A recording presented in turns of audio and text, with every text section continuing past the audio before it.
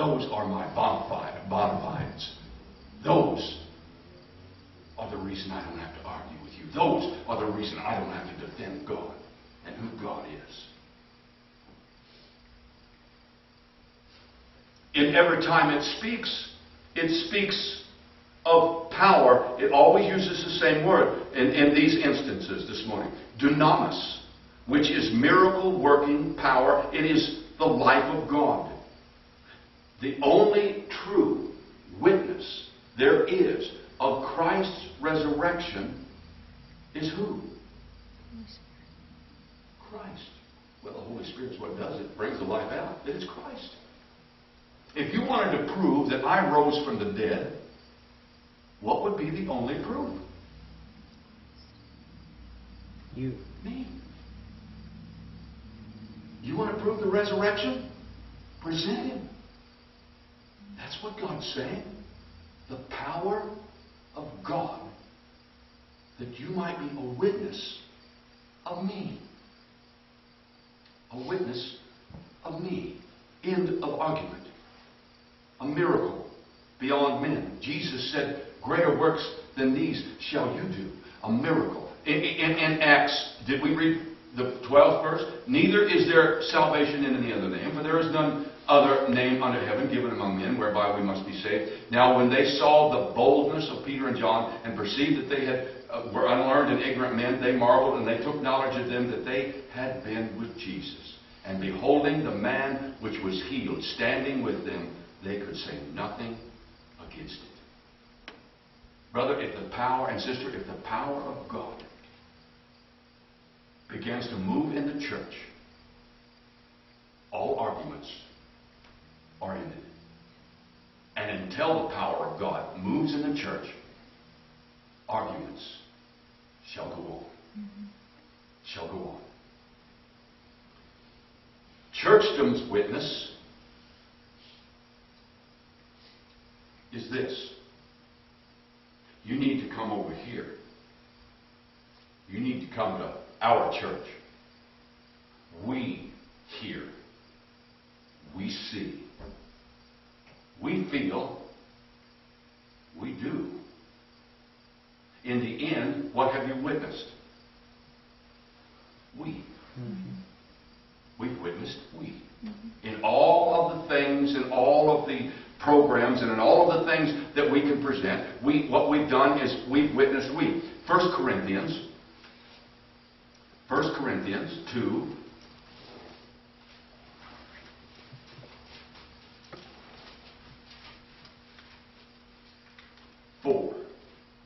And my speech and my preaching was not with enticing words of man's wisdom, but in demonstration of the Spirit and of power. Power, again, the same word, dunamis. That your faith should not stand in the wisdom of men, but in the power of God. There's only two choices here. We either are standing in the power of God or the wisdom of men. We're establishing faith in whatever group we're in. We're establishing faith in one or the other. There is no other ground, no matter how we might defend that. It says, Paul said, I come in demonstration of dunamis, the Spirit and dunamis, that your faith would not stand in the wisdom of men. Here's what has happened to us. When faith stands in the wisdom of men, we deal with a God empowered by the church. Do you see what I'm saying?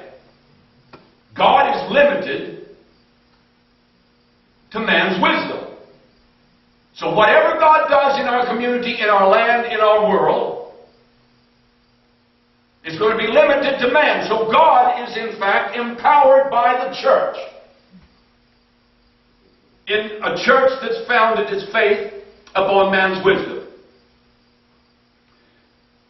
When God is empowered by the church, what we have is we have endless arguments about what doctrine is correct and what doctrine is incorrect. When God is empowered by the church, then in God that stands there saying, okay, you're going to have to part the sea and find some way to get me across. That you could present God to the world. When God is empowered by the church, we have what we see in the news today. We have some maybe well-meaning pastor that says, what I'm going to do is I'm going to burn the Koran. We have a bunch of people standing around saying, all right, let's burn that mosque. What difference does it make if we burn the Koran or if we don't burn the Koran? What difference does it make if they build the great mosque or they don't build the great mosque? Paul said, God's God, everything else isn't. Our problem is not the books or the buildings.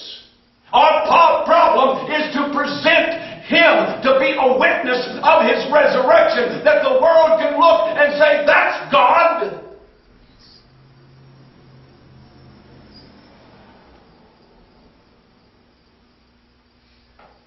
The apostles saw clearly the answer and was telling us very clearly, this is how you must build your church.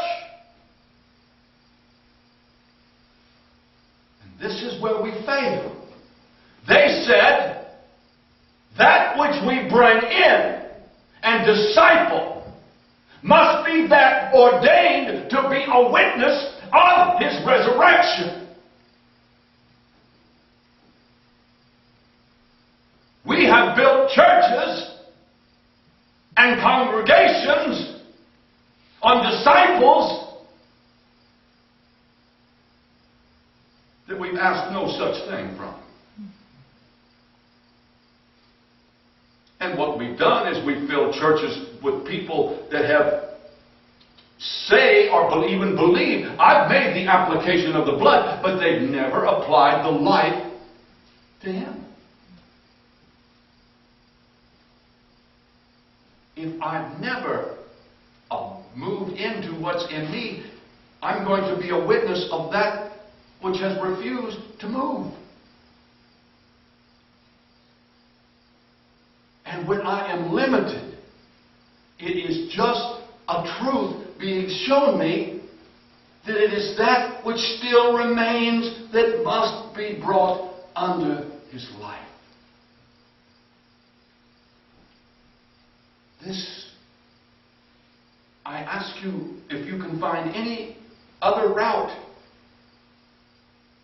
I do not look to people or the church or to you and condemn and shake my fist. But what I say and what to all that will hear, it's not that I'm saying, oh, you're not doing the works of God, shame on you. No, what I'm saying is, my God, when are we going to cry out and say, Lord, it must be this way? And show me, God, what it is. Help me, God, to deal with what you've shown me. Help me, God, to deal with what you've shown me. It's like Gloria said in her testimony. Things that seem insignificant, God deals with you in the things that seem insignificant. And that's the way He brings you into those things which seem significant. I cannot be significant until I deal with things that are not.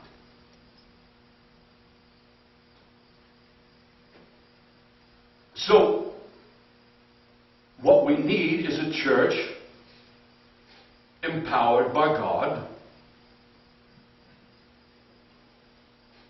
that there is no need to defend it. I don't need to defend my doctrine. I don't need to defend my God. I don't have to part the sea. I don't have to. And we say that that's true, and yet if we broke it down to